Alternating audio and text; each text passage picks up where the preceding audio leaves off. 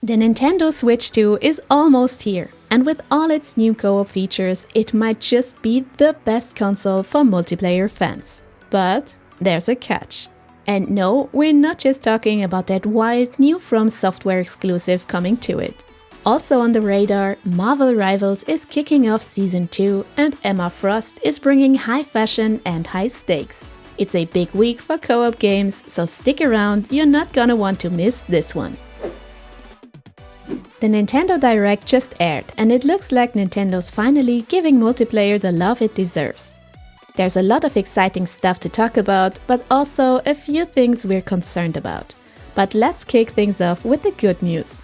The major act of the show was, of course, the announcement of the Nintendo Switch 2 releasing on June 5th this year.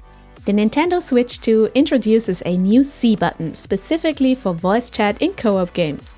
Even in noisy environments, the system will isolate and capture your voice. It also comes with new screen sharing features, an optional camera for inline video chats, and games that integrate camera input so that your icon becomes a live avatar or even captures your whole body to be part of the game. These features require an online subscription, but Nintendo will offer a test period before locking them behind a paywall. Parental settings will also be included, giving parents control over chat and camera. Another big addition is Game Share, which works similar to Steam Remote Play. Supported games can be played remotely with friends, even if only one person owns the title. The hardware itself is getting some serious upgrades too. The screen is larger but keeps the same thickness, with twice the pixel density jumping from 720p to 1080p. The refresh rate reaches 120 FPS in supported games. And while the display is LCD with HDR, it won't be OLED. The Joy-Cons are now magnetic with bigger buttons and sticks, and they can even function as a mouse. Audio has been improved, a built-in microphone is included, and there's an additional USB-C port for either charging or connecting accessories like the optional camera. Storage has also been bumped up to 256 GB compared to the previous 32 GB with faster loading times. The new dock allows for up to 4K output to a TV and even includes a cooling fan. A new Mario Kart is launching alongside the Switch 2 and it's called Mario Kart World. This time it features a massive open world that you can actually drive through, even off track. There are knockout tours that take you on races across the globe, a free roam mode where you can just cruise anywhere, and a scenic drive complete with a photo mode. Races are bigger than ever with up to 24 drivers competing at once, and dynamic weather keeps things interesting. Some new games will make use of the Joy-Con's mouse functionality, including one that appears to be wheelchair basketball. Several existing games are getting upgrades for the Switch 2, including Mario Party Jamboree, which will make use of the new camera and microphone. These updates won't come for free though. They'll require a paid upgrade pack, which we don't know the price of yet. On the third-party front, the Switch 2, thanks to its better hardware, is getting a massive wave of ports. Alongside some single-player entries like Elden Ring, Cyberpunk 2077 and Hogwarts Legacy, we will also get Split Fiction, Civilization 7, and, once it's released, Borderlands 4. Unfortunately, as we said, it's not all good news. The console will hit the market with a starting price of $450 in the US and around 470 euros in Europe, making it Nintendo's most expensive console to date. Worldwide pre-orders will start on April 8th, with the exception of the US, which was postponed by Nintendo amidst rising tariff concerns. Accessories won't be cheap either, with the dock price around $110 and the camera around $50. Game pricing is also a concern, with titles anticipated to cost between $80 and $90. This is a significant increase from previous Nintendo game prices, impacting consumers' wallets. Additionally, while the Switch 2 boasts redesigned Joy-Con controllers with magnetic attachments and mouse functionality, there has been no official mention of addressing the long-standing issue of Joy-Con drift. But what about you folks? Are you excited for the new Nintendo Switch 2? Or do you prefer more flexible alternatives like the Steam Deck? Let us know in the comments. The biggest bombshell of the event came in the form of an Ultra teaser.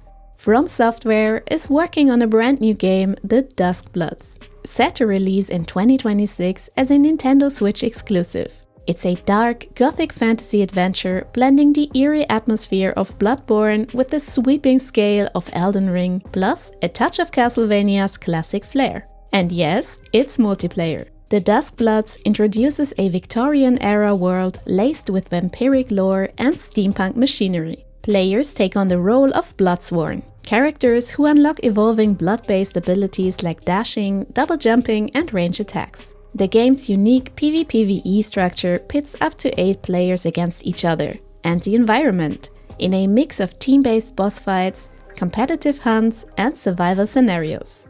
One memorable twist: instead of a stoic maiden or mysterious narrator, your main guide is an elderly winged rat, lending a slightly cheeky, Nintendo-flavored tone to the otherwise grim setting.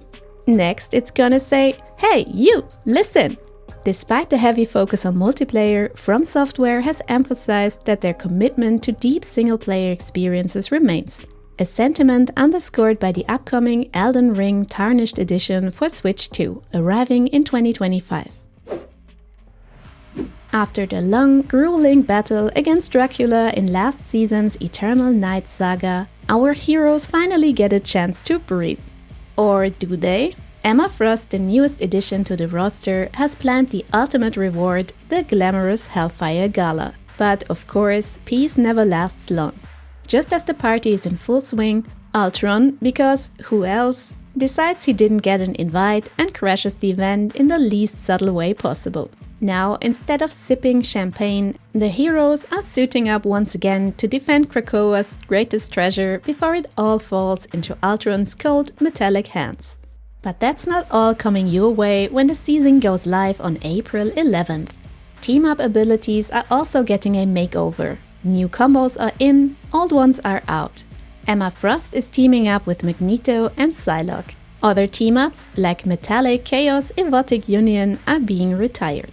Gameplay and ranked mode are evolving too. Seasons are now 2 months long, with a fresh hero dropping every month.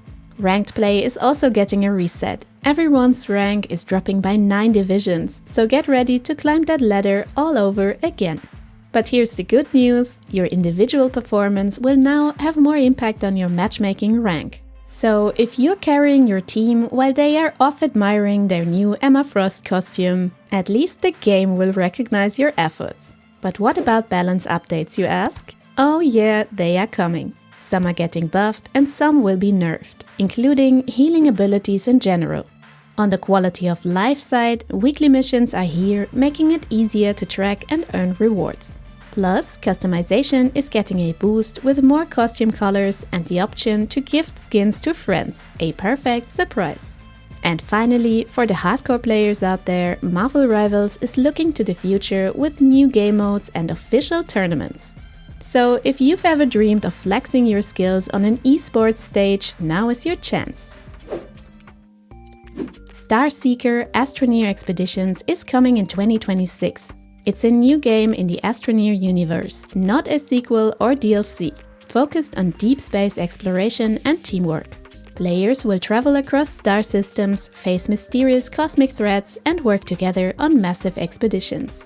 Corekeeper is teaming up with Abiotic Factor in a crossover, adding a new underground scene in the Forgotten Ruins. Players can discover an electropad, a shocking new enemy, fresh weapons, and a science armor set.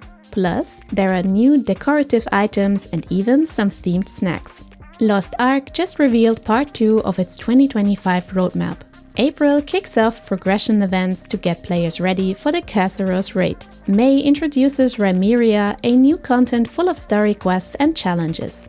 Then in June, Kassaros Raid Act 3 drops, an 8-player, 3-gate raid where players will fight alongside legendary heroes. It's big, it's brutal, and it launches 2 weeks after Rhymeria. Looking for some free co-op fun this week? On the Epic Games Store, you can grab Cat Quest 2 for free, to keep forever. But if you love cats and cat puns, the real value is immeasurable. This 2D action RPG lets you and a friend claw your way through a fantasy adventure in local co-op. So go get it right meow. Over on Steam, Dinkum is having a free weekend until April 7th.